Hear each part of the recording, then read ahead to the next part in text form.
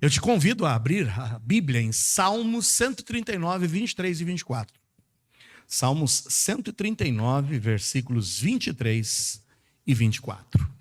Quero hoje tratar sobre um tema que se intitula 7 hábitos de uma vida consagrada a Deus. E que, de fato, nós possamos almejar e buscar no ano de 2022, já que o ano de 2021 termina em alguns poucos minutos, aqui em 2022 possamos colocar como um alvo a ser alcançado em nossas vidas. Buscarmos esses 7 hábitos que comprovam que a nossa vida é uma vida consagrada a Deus. Diz assim em Salmos 139, versículos 23 e 24.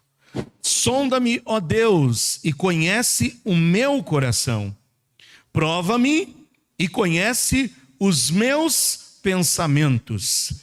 E vê se há em mim algum caminho mau e guia-me pelo caminho eterno.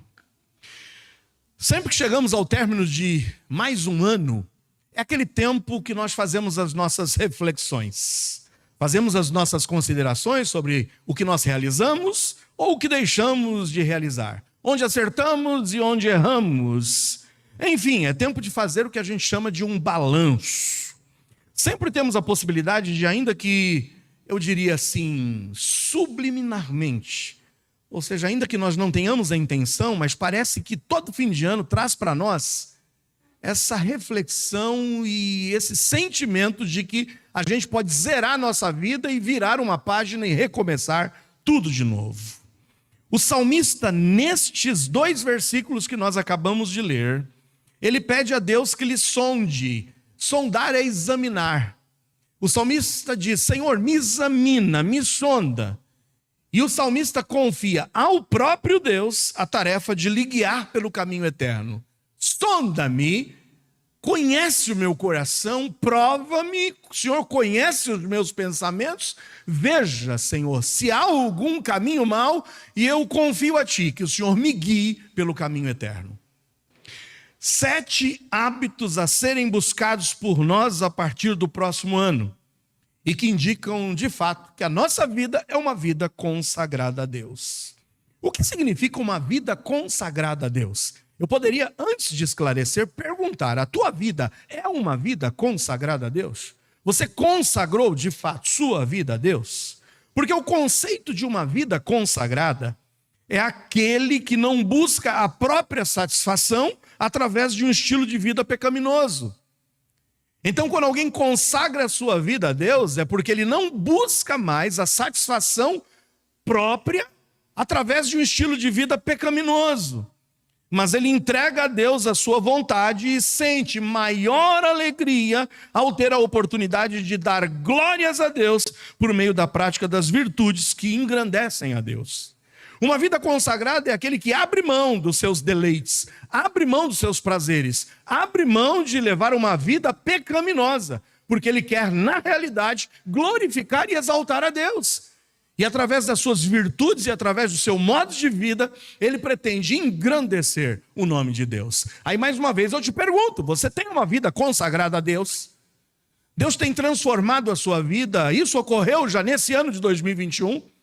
Você tem buscado virtudes, você tem buscado um modo de vida, você tem buscado viver uma vida que de fato glorifique e agrade a Deus, ou ainda está aprisionado a um estilo de vida pecaminoso para a satisfação dos seus próprios deleites? Por isso que eu quero tratar desse tema: 7 hábitos, 7 virtudes que devem ser buscados por nós a partir de 2022, já que 2021 não dá mais tempo. Mas busque em 2022 estas virtudes, esses 7 hábitos, para que você de fato comprove que a tua vida é consagrada a Deus. Por hábito, nós definimos que é uma ação que se repete com frequência e regularidade. Hábito é algo que se repete, é um comportamento, é algo que frequentemente nós fazemos, ainda que inconscientemente. Nós muitas vezes lutamos com as nossas crianças, com os nossos bebês, e vai uma luta aí. Por exemplo, aqueles criam o hábito de escovar os dentes após as refeições. A gente tem que insistir muitas vezes, tem que forçar, tem que ir, forçar a barra mesmo. Mas vai chegar um tempo em que se torna um hábito. Pode ser que até hoje você já seja grandão, já tenha crescido e continue ainda até hoje alguém tendo que falar, rapaz, vai lá, escova, né? Tá um bafinho de comida estragada aí, né? Vai lá, às vezes é necessário que alguém dê um toque. Mas alguns já se tornou um hábito. Algo que não precisa mais ninguém falar. Então, por hábito, nós entendemos que essa ação se repete com frequência e regularidade. Quantos aqui desejam ter uma vida consagrada a Deus em 2022? Amém ou não? Vamos consagrar as nossas vidas a Deus. Para isso, a gente precisa exercitar virtudes, hábitos que nos levam a uma vida consagrada a Deus. O primeiro, qual é? Oração. Eu sei que parece ser elementar, parece ser javão, mas a gente precisa sempre se lembrar que o primeiro grande hábito e virtude que precisamos alimentar em nossas vidas, para que possamos consagrar a nossa vida a Deus, é termos uma vida de oração. Os textos-chave são esses que aí estão, tá bom? Oração, normalmente nós entendemos, já vimos que é o diálogo do crente para com Deus. Isso significa que orar é basicamente falar com Deus. Essa é uma das definições mais tradicionais. Deus nos fala por sua palavra e nós falamos com Deus através da oração. Cristo sentia a cada dia, a cada momento e a cada instante a necessidade e o desejo de falar com o Pai. Nós vemos que isso se tornou um hábito na vida de Cristo. Olha o que diz em Marcos 1, 35 a 37. Levantando-se de manhã muito cedo, fazendo ainda escuro, saiu e foi para um lugar deserto e ali orava. E seguiram-no Simão e os que com ele estavam, e achando-lhe disseram, todos te buscam. Note que Jesus tinha essa prática constante de orar, de falar com o Pai. Mas parece que os seus discípulos ainda não haviam compreendido, tanto que sempre buscavam Jesus, cadê Jesus? E saíam desesperados, onde está Jesus? Onde está Jesus? Senhor, todos estão te buscando. E Jesus estava no seu momento particular, íntimo, que ele não abria mão diariamente de falar com o seu Pai. Em Lucas 4,42 nós vamos se repetir a mesma coisa. E sendo já dia, saiu e foi para um lugar deserto. E a multidão o procurava e chegou junto dele e o detinham para que não se ausentasse deles. Nota mais uma vez as pessoas tentando impedir Jesus de ir para o seu momento particular. Detinham ele. Não haviam percebido, até que em um momento caiu a ficha. Caiu a ficha e nós vamos ver mais para frente que são os próprios discípulos que buscam a Jesus e diz, Senhor, ensina-nos a orar. Eles começam a perceber que essa era uma prática constante na vida de Jesus, sabe? Eu quero te lembrar que muitas vezes as pessoas serão usadas como empecilhos a que nós possamos manter o nosso hábito de oração. Você precisa ter um hábito de orar. Os discípulos aqui muitas vezes eram empecilhos, as pessoas se tornavam pedras de tropeço.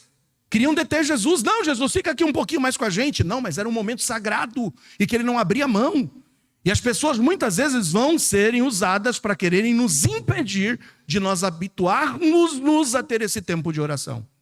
Não permita que ninguém tire de você esse momento particular que você precisa ter com o seu Pai Celeste. Temos que ter consciência de que a oração é importantíssima para que tenhamos uma vida consagrada de fato a Deus. Há aqui uma frase que eu gostaria de ler para vocês, escrita por C.S. Lewis, grande escritor, quando questionado sobre o porquê ele orava em favor de sua esposa com câncer. C.S. Lewis perdeu a sua esposa com câncer. E nós ouvimos aqui hoje, né, que às vezes a gente recebe um não de Deus. E essa foi a frase de C.S. Lewis. Deus não precisa da minha oração. Sou eu quem preciso dela. A oração me aproxima de Deus, revela a minha dependência, a minha fome e sede por sua vontade, seu reino e sua pessoa. A oração muda principalmente a minha visão de Deus, do próximo e das circunstâncias. Por que você continua orando a Deus e confiando em Deus se tua esposa está morrendo com esse câncer? Não, a oração não é para mudar a Deus, mas a oração é para mudar a minha própria pessoa. Em Lucas 11:1, então, nós percebemos que os discípulos, eles se atêm ao fato de que a oração era algo importantíssimo na vida de Jesus, a ponto de que em Lucas 11:1 nós lemos, aconteceu que estando ele a orar num certo lugar, Quando acabou, lhe disse um dos seus discípulos: Senhor, ensina-nos a orar, como também João ensinou aos seus discípulos. E aí eu digo para você, que tal hoje, nós também, tal como os discípulos, estejamos dispostos a rogar ao Senhor a cada dia: Senhor, eu não quero perder a oportunidade desse tempo com o Pai Celeste. Então, Jesus, a cada dia me ensina a orar. Não permita que nada nem ninguém tire de você esse momento particular e essa característica e esse hábito, que é o primeiro que expressa uma vida verdadeiramente consagrada a Deus. Em segundo lugar, o segundo hábito e a segunda virtude é que o crente que ora fatalmente terá fé e confiança em Deus. Em Salmos 37, 3-7 está escrito: confia no Senhor e faze o bem, habitarás na terra e verdadeiramente serás alimentado. Deleita-te também no Senhor e te concederá os desígnios do teu coração. Entrega o teu caminho ao Senhor, confia nele e ele o fará. E ele fará sobressair a tua justiça como a luz e o teu juízo como o meio-dia. Descansa no Senhor e espera nele. Não te indignes por causa daquele que prospera em seu caminho, por causa do homem que executa astutos intentos. Precisamos, amados irmãos, aprender a confiar em Deus sem desconfiar.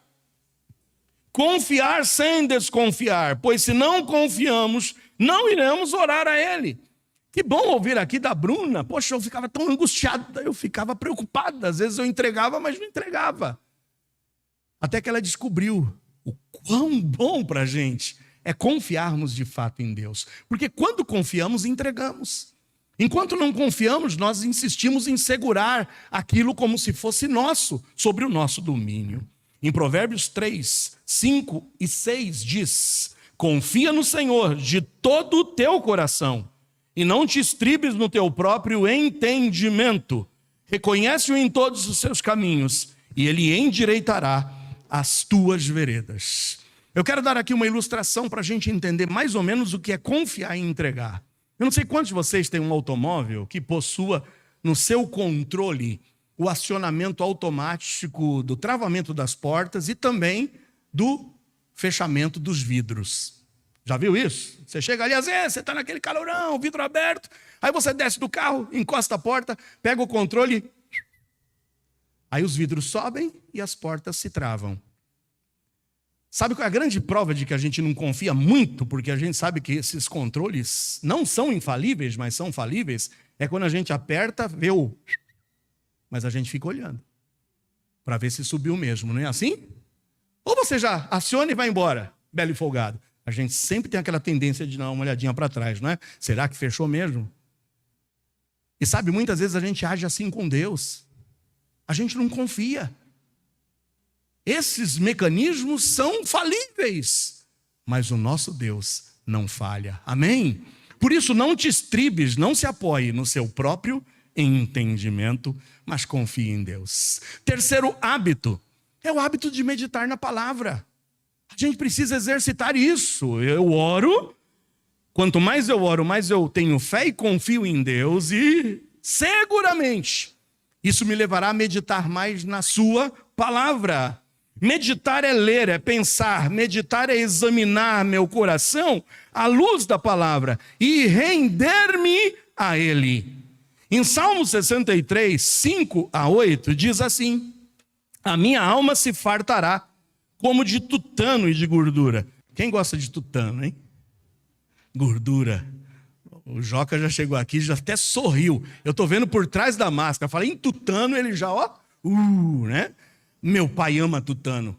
Às vezes ele me chama para comer, eu vou almoçar na casa dele e ele prepara aquele ossão, que a gente dá aquela batidinha, né? Pum, aí cai aquele tutano, coisa deliciosa. E aqui está dizendo, a minha alma se fartará como de tutano e de gordura, e a minha boca te louvará com alegres lábios, quando me lembrar de ti na minha cama, e meditar em ti nas vigílias da noite, porque tu tens sido meu auxílio, então à sombra das tuas asas me regozijarei, a minha alma te segue de perto, e a tua destra me sustenta. Você nota, o salmista está falando de ele deitado, e se lembrando de quê? Da palavra do Senhor. E se deliciando. Isso é meditar.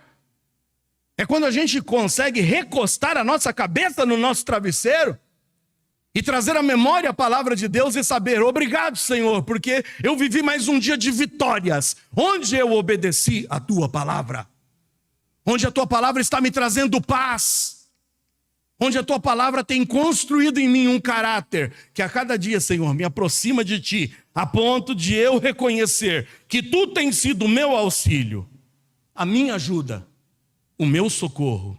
Por isso a minha alma te segue de perto, a tua destra me sustenta. Onde não há meditação na palavra de Deus, não há fé, não há confiança.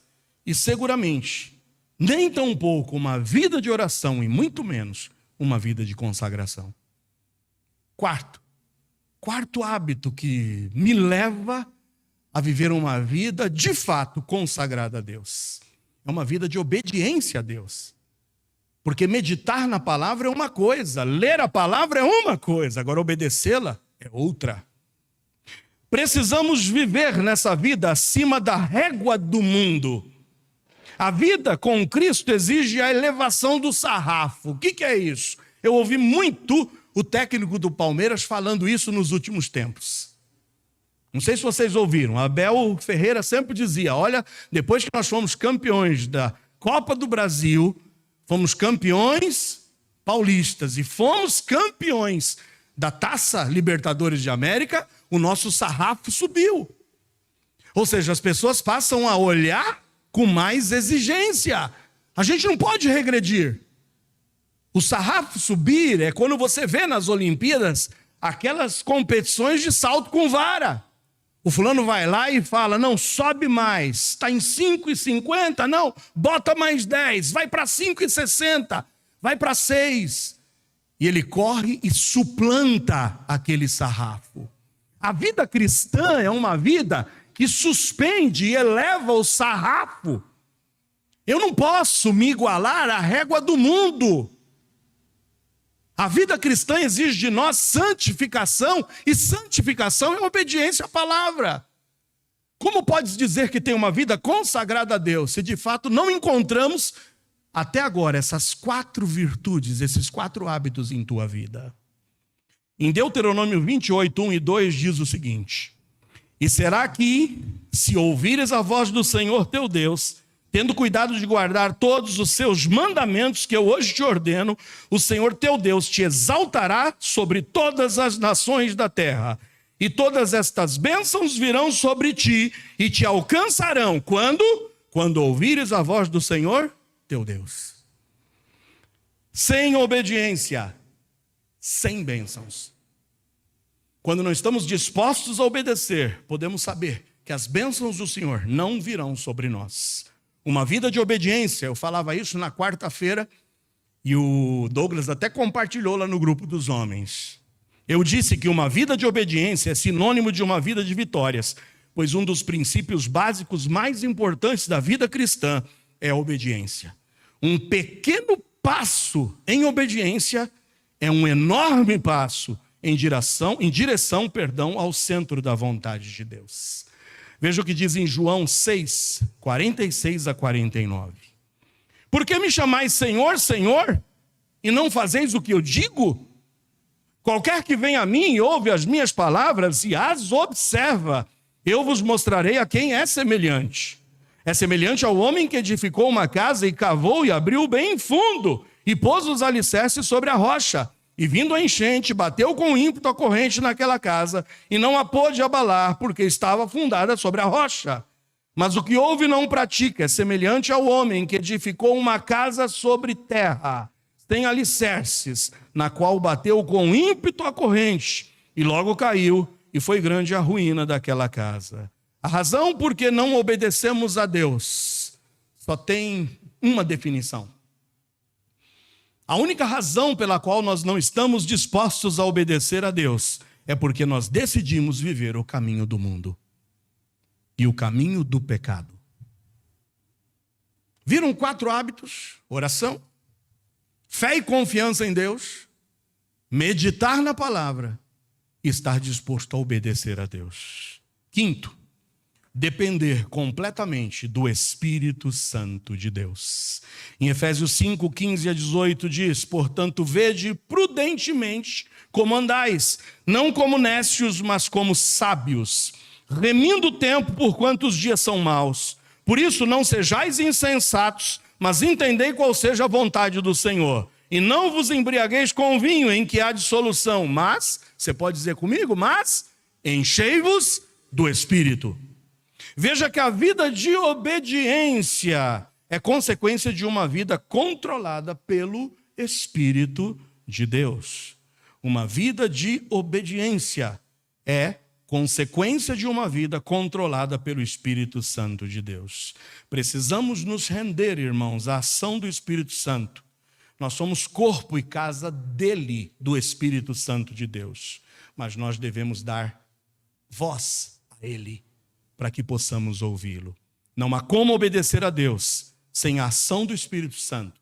E não há como ter uma vida consagrada a Deus sem que não estejamos dispostos a orar, a confiar em Deus, a meditar na palavra, a obedecer essa palavra e a depender completamente da ação do Espírito Santo. Sexto, a sexta virtude, o sexto hábito que precisamos alimentar em nossas vidas é de dar a Deus, mas dar também aos outros.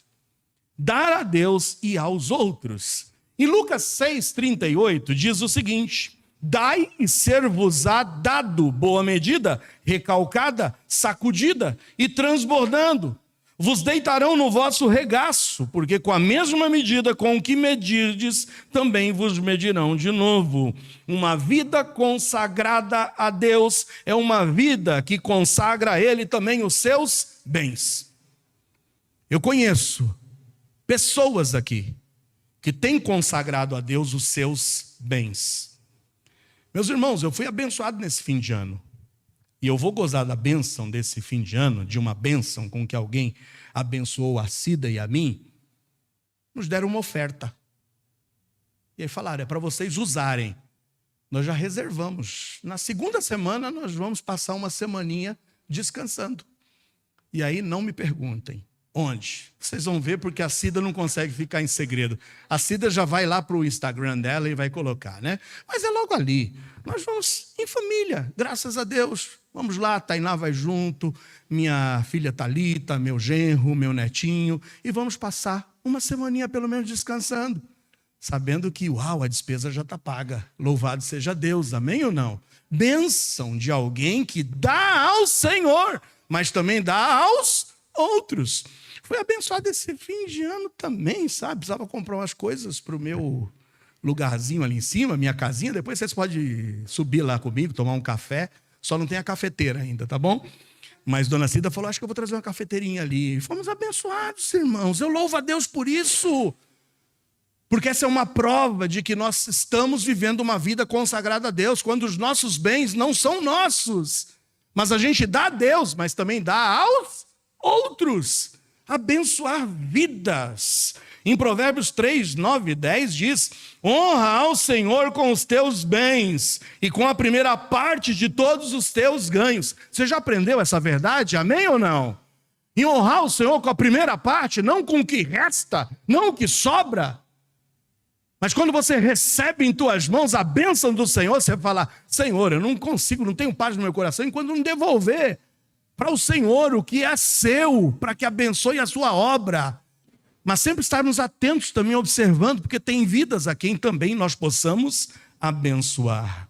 Quando nós honramos ao Senhor com os nossos bens, com a primeira parte de todos os nossos ganhos, o versículo 10 de Provérbios 3 diz, se encherão os teus celeiros e transbordarão de vinho os teus lagares. Amém? Vida transbordante.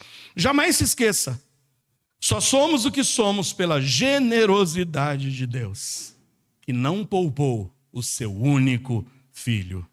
E olha, ninguém supera Deus em generosidade. Por isso que nós possamos imitar a Deus. Dai e ser-vos-á dado. Medida recalcada. Sabe o que é? Será que cabe um pouquinho mais? Dá uma batidinha que cabe. Você pega o saco assim, você bate Aqui no chão, dá uma batidinha do lado e o negócio vai assentando. Cabe mais um pouco, dá para botar mais uma colher. Será que não cabe mais? Cabe. Dá mais uma batidinha, recalca bem. E você vai ver se não cabe. É isso que o Senhor promete quando nós temos uma vida generosa. Quando damos a Deus e também damos aos outros. E eu encerro dizendo que o sétimo hábito e a sétima característica é perdoar. Perdoar. Efésios 4, 27 a 32. Eu ia colocar a oitava virtude, ligar o ventilador para o pastor. Acrescenta a oitava virtude aí, tá bom? Estás abençoado, tens a minha bênção. Amém. A sétima virtude é perdoar, irmãos. Efésios 4, 27 a 32, olha que texto maravilhoso. Não deis lugar a quem? Ao diabo. Tem gente que dá lugar ao diabo. Senta aqui do meu ladinho, senta. E o diabo não vai aparecer chifrudo, rabudo, vermelho, linguarudo, olho amarelo. Vai aparecer lindo, belíssimo diante de você. E tem gente dando lugar ao diabo. Não deis lugar ao diabo. Aquele que furtava, não furte mais. Antes trabalhe fazendo com as mãos o que é bom, para que tenha o que repartir com o que tiver necessidade. Não saia da vossa boca nenhuma palavra torpe, mas só que for boa para promover a edificação, para que dê graça aos que a ouvem. Não entristeçais o Espírito Santo de Deus, no qual estáis selados para o dia da redenção. Toda amargura, e ira, e cólera, e gritaria, e blasfêmia, e toda malícia sejam tiradas dentre vós. E agora veja, sede uns para com os outros benignos, misericordiosos, perdoando-vos uns aos outros, como também Deus os perdoou em Cristo. Amém? Uma vida consagrada a Deus é uma vida que perdoa. Eu concluo dizendo que sempre chegamos ao tempo de comemorarmos a virada de um ano para o outro. A gente faz as nossas considerações sobre o que realizamos, onde erramos, o que acertamos e fazemos o nosso balanço. O salmista pediu a Deus: Senhor, sonda o meu coração, examina o meu coração e me guia pelo caminho eterno. 7 hábitos que você precisa alimentar nesse ano de 2022. Se quiser ter uma vida consagrada a Deus, ore, confie em Deus, medite na sua palavra, obedeça a Deus, dependa do Espírito Santo, dê a Deus, mas dê também aos outros e perdoe. Não entre em 2022 sem que não esteja disposto a colocar estas virtudes e estes hábitos como primordiais em sua vida. O ano está acabando. Falta quanto? Nada. Acabou. Acabou. Quantos querem consagrar suas vidas a Deus em 2022? Amém ou não? Quantos desejam ser vitoriosos em 2022? Fez o seu balanço? Onde é que você falhou? Determina a viver uma vida de vitória. Feliz 2022.